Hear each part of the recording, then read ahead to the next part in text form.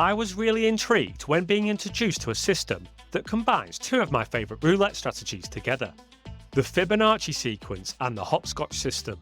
The Fibonacci sequence is a fantastic betting progression that brings home a profit more often than not, and the hopscotch system is great fun to play, allowing you to get a lot of table action for your money. But as good as it sounds, when these two classic strategies combine, is it actually a smart, or at very least a fun way to play? That's what I'm about to break down in this video. I recommend watching until the end, as I point out why I think it deceives players, but I'll also point out a benefit to using it. First, how does it work? In the video first presented by the CEG Dealer School, they explained the idea of the system is to increase your bets on a loss using the Fibonacci sequence, but then proceeded to say the first bet was on one of the even chance bets. If you've watched my video on the Fibonacci sequence, you'll know that one of the biggest errors players make when implementing the Fib sequence is playing the wrong bets. An even chance bet simply doesn't pay enough for the Fibonacci sequence to turn profitable when you eventually hit a winner. I would have thought the CEG dealers that are OGs in the roulette strategy space would have known this.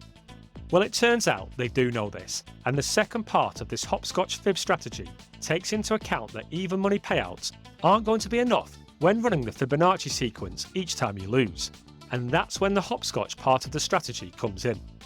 On a win, you need to parlay your returns onto two of the 3 dozens. That is to say, all of the money that you got back from the previous bet goes back onto the table. Let's use an example to illustrate the play. Bet $10 on red and red wins. With red winning, you will be returned $20. This $20 now gets put back on the table as 2 times $10 bets, covering 2 of the 3 dozens. And if this bet wins, you will be returned $30, which is a $20 profit on your initial $10 bet. With a $20 profit on a $10 bet, that is a 2-to-1 return, and those are the odds you need to be betting on for the Fibonacci system to work. After completing your 2-to-1 payout, you bank the profit and reset back to the original starting bet of $10. Let me show you how effective this betting strategy is when we hit a losing streak. Let's say it takes us 5 attempts before we hit both our even bet and then our 2 dozen bet. Following the Fibonacci sequence, our original $10 starting bet will look like this. First bet $10, second bet $10, third bet $20, fourth bet $30, and our fifth bet will be $50. With this $50 bet, we turn it into $100 when hitting our even chance bet, and then after hitting one of our 2 dozens, we have now returned $150, which is a $100 profit on that sequence.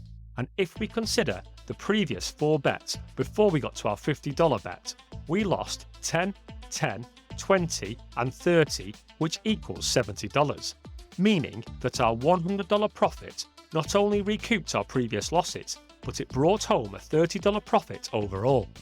And people familiar with the Fibonacci sequence will know that if you have an unlimited bankroll playing at a table with no maximum bet, if you followed the Fibonacci sequence to infinity, when you eventually hit a winning sequence, the winnings would be more than your previous losses. But as good as it sounds, I think the hopscotch and fib roulette strategy has tricked the CEG dealers into thinking this strategy is better than it actually is, for 2 main reasons. And I'm not suggesting this is a bad system, it has some great advantages that I'll highlight in a moment, but first let me explain why it makes players think it's better than it is. The first level of this betting strategy is to pick an even chance bet, such as red or black. You're not favourite to win, but you definitely feel like you've got a good chance of winning. If you're playing on a single zero wheel, then your probability of winning is 48.6%. If you're playing on a double zero roulette table, well then you're a numpty and your probability of winning has now reduced down to 47.3%. If you'd like to stop being a numpty and want to play at a casino offering a single zero roulette table, you can take the quick 2-minute quiz in the description and I'll point you in the direction of the best casino for you. Assuming you win this even chance bet, you now move on to level 2, where you have 2 of the 3 dozens covered, and this is where you're feeling really good about your bet. With 2 of the 3 dozens covered, assuming you're playing on a single zero roulette table, your probability of winning, with 24 out of 37 numbers covered, is 64.8%. Compare this to the original Fibonacci strategy, where you would have just a 32.4% probability of hitting a winner by covering 12 out of 37 numbers in a single dozen or a single column. So this is where the deception lies. Each individual spin, you are going to feel more confident. But if we go a step further, we need to work out the probability of winning our even chance bet and our 2 out of 3 dozens bet back to back. The calculation for this is pretty easy. It's 48.6 multiplied by 64.8%, or 0.486 multiplied by 0.648, which equals 31.49%. I mentioned just a moment ago that hitting a single dozen or column is a 32.4% probability. Now, there are benefits to playing this system over the original Fibonacci, but from a purely mathematical perspective, your probabilities of winning money have reduced from 32.4% to 31.5%. That's because on each spin, the casino has a small house edge. Needing 2 spins rather than 1 spin to complete our 2-to-1 payout has given the casino an incremental edge. This might not sound like a lot, but when we consider the Fibonacci sequence only loses if our bets exceed the table maximum bet or we run out of bankroll, depending on what table you are playing at, you can normally withstand 11 losses in a row whilst playing the Fibonacci sequence before you're forced to quit. Let's assume we're playing at a table with 100-to-1 table limit ratios, which is pretty standard across the industry.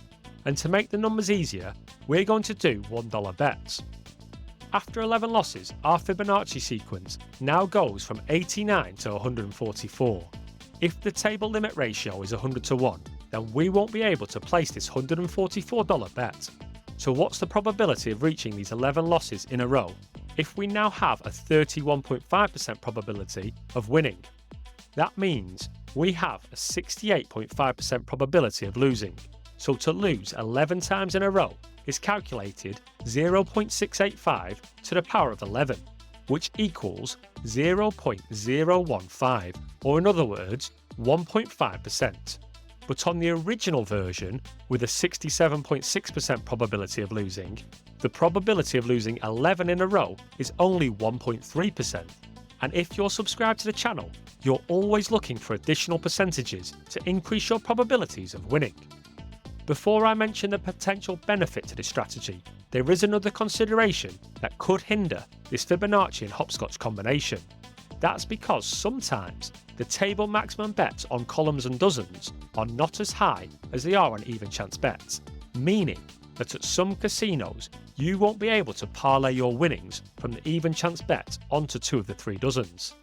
But it's not all bad. Despite mathematically having a lower probability of winning, it does come with some benefits. One example is wagering contribution, or if you're in a live table, that's comp points. Your single $10 bet can go on to contribute to $30 worth of bets, so essentially getting you 3 times the amount of wagering contribution than the standard Fibonacci would get you. But this can be irrelevant at many online casinos.